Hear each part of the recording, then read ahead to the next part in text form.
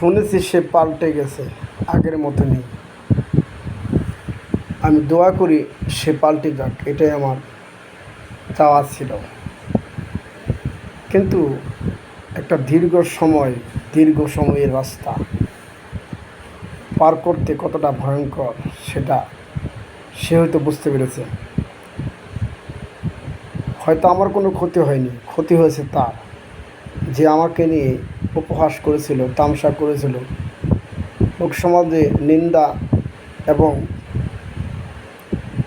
আমায় নিয়ে ভ্রান্ত ধারণা করেছিল।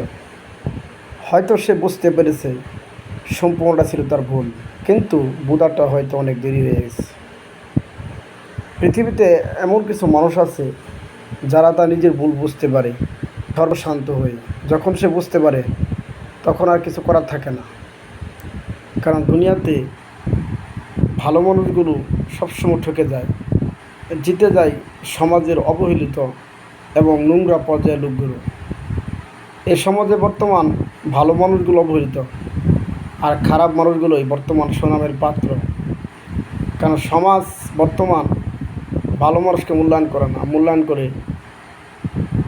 যত সব খারাপ মানুষগুলোকে। তাই আসুন আমরা সমাজের ভালো মানুষগুলোকে তার সঠিক জায়গায় স্থান দেই এবং সমাজটাকে সুন্দরভাবে সাজাই, দেশটাকে নতুনভাবে গড়ে তুলি।